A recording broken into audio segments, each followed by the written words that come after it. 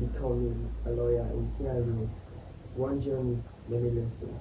With me here is Despaul J.E.A. Despaul J.E.A. Nice to meet you and you're welcome to my podcast.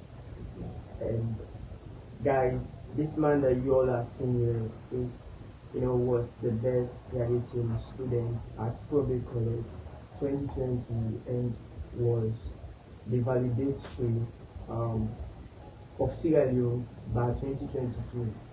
And he is here to bring his expertise to um, legal research, drafting, and legislation, representing a new generation um, that brings brilliance to Sierra Leone law. So today we're going to talk about becoming a lawyer in Sierra Leone. We all know that most people want to pursue law, right?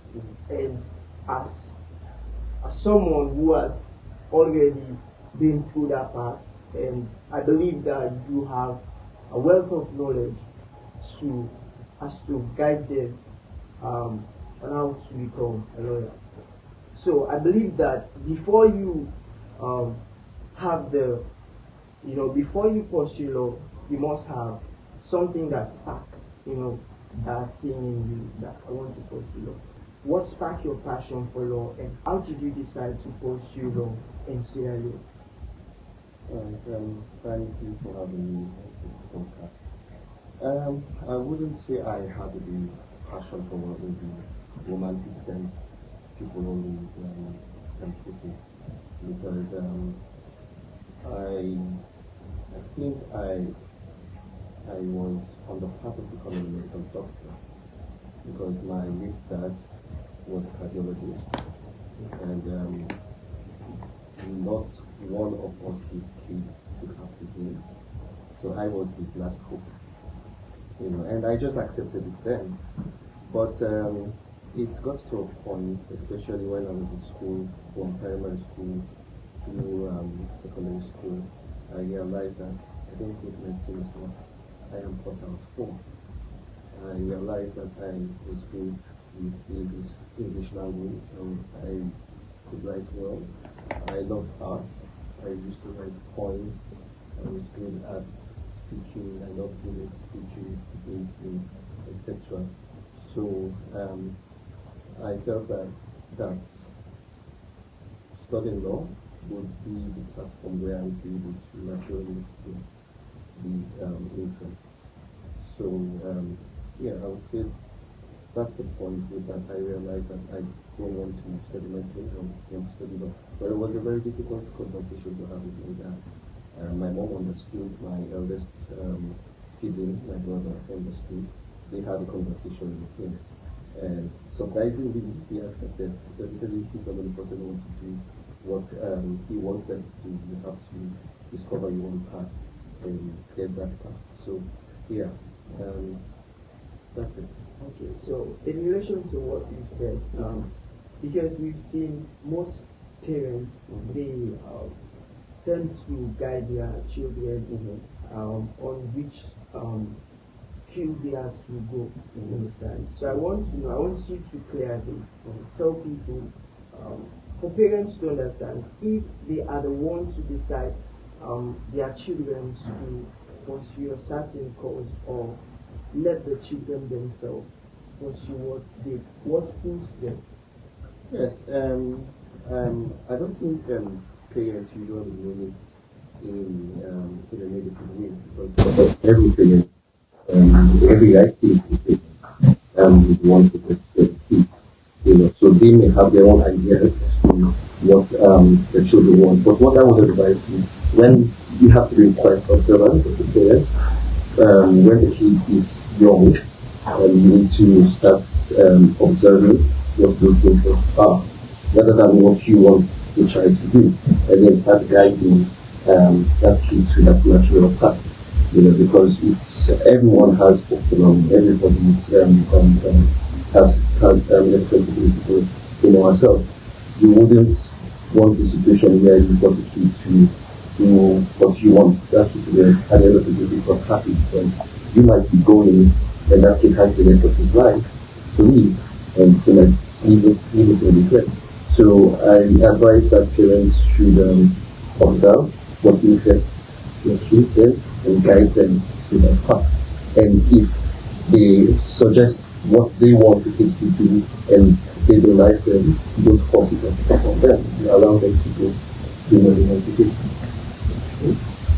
That's really a best one. So, with regards to it, I want you, because most people, a lot of people believe yes, you are the best graduating or staff people and the best graduating law students from private college. So some will be some will be anxious to know about you. So I want you to take us through your law school experience. I believe there were highs and lows when we are in the law school. So tell us some of this highs and lows. 2021 was when I was in law school. It was definitely not an year because there were a lot of expectations on me and internally for myself and outside, because when I started law school exams, I was the best student in the country, and then I went to ESL, graduated as the best student then. So you could see a trend. So everybody was expecting that Despaul should go to the law school and be the best student. I knew it, I was hearing it, So there was a lot of pressure. And what even added to the pressure was when we had our law school interviews also, I topped the interviews, So there was really pressure externally. So law school is not an easy place. And it tests you emotionally, it tests you mentally, even physically, because you have classes going on from 9 to 5, and by the time you get home, the time, and sometimes you have classes even on Saturday. So and you need time to study with your assignment, your test, etc. So that was everybody had to experience that. But I felt like my difficulty was added by the expectations. So I had to go through what everyone was going through. The expectation of people. Yes, I had to do what everyone was going through in law school, but there was an added layer to the expectation of people, And it got to a point mid through the academic year. There was a time I almost deferred the course. It was an emotional response because I did very poorly in a particular test. So when the grades were out, I saw it, I went home, and I was really emotionally down. So I was thinking, probably this might dent my ambitions of being the best. And it wouldn't sound right to go through law school, take the exam, and then probably the score is not that people. So I thought of quitting and maybe starting all over again, But at the end of the day, it turned out that my continuous assessment, cumulatively, was the best before the exams. So that gave me some extra impetus to go harder for the exams, and then the end result was being the staff people. Wow. Yeah. So, you being the staff people, I know that, let me put it in this way. We are the staff people and the best graduating students in private college. And how did that feel? And what was going through your mind? Well, I'll start with me being best graduating student. Then that was in 2020. I had lost my dad in 2020. I had lost my dad in 2020. My dad was one who had really high academic standards. He himself, in his days when he took the GC, he was first in the roller coaster, and then had a scholarship. He went to Germany to study medicine, specialized in cardiology. He was the first cardiologist in the world. Wow. Yes. So I always wanted to impress him, and he was always proud of me. So yes, he was impressed when I came first for the last exams, and I was doing well in first year, second year. In third year, I was going to die. So he wasn't there to witness when I was first graduating student. So 2020. But the feeling for me was I felt proud of myself. So proud of myself for being to build an institution despite that setback, and also I felt proud of myself for making my family proud, and I'm pretty sure my dad was proud wherever he was. But for law school, it was different. Law school was more of me for me because I earlier said there was a lot of expectations, right? So it was not, yes, I was proud, but I felt relieved that okay, finally, because law school was like the pinnacle, WASP, then public college, and then law school, so people were waiting to see if I would be that consistent. So when it happened, I sighed a sigh of relief. So yeah, now those were the two things I had for those two milestones. Yeah. That's a great milestone.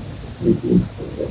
So I believe when you became the star people, there were times you faced challenges. Yeah.